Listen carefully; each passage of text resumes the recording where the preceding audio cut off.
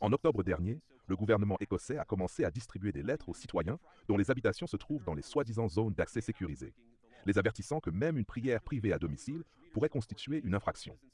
Naturellement, le gouvernement incitait les destinataires à dénoncer tout compatriote soupçonné de crime de la pensée.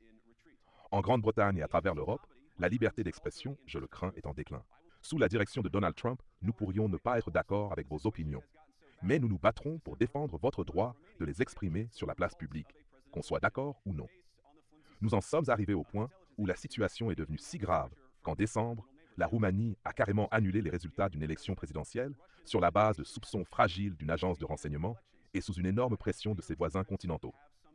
D'après ce que j'en comprends, l'argument avancé était que la désinformation russe avait contaminé les élections roumaines.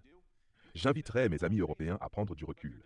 Certes, il est inacceptable que la Russie achète des publicités sur les réseaux sociaux pour influencer vos élections.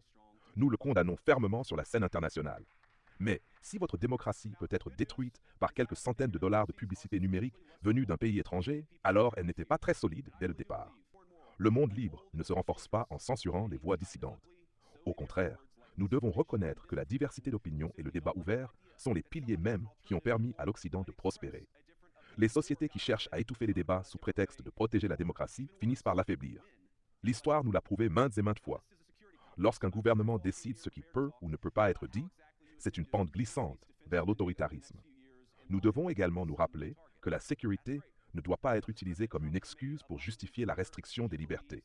La véritable force de nos nations réside dans notre engagement inébranlable envers la liberté d'expression, la souveraineté populaire et l'état de droit. Nous travaillerons avec nos alliés pour protéger ces libertés et garantir que chaque citoyen puisse s'exprimer sans crainte de représailles.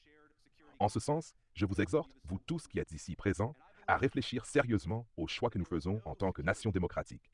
Voulons-nous vraiment d'un avenir où les gouvernements surveillent, punissent et censurent leurs propres citoyens au nom du bien collectif? Ou voulons-nous un monde où la liberté et la vérité prévalent, même lorsque le débat est houleux et les opinions divergentes? En conclusion, je dirais ceci.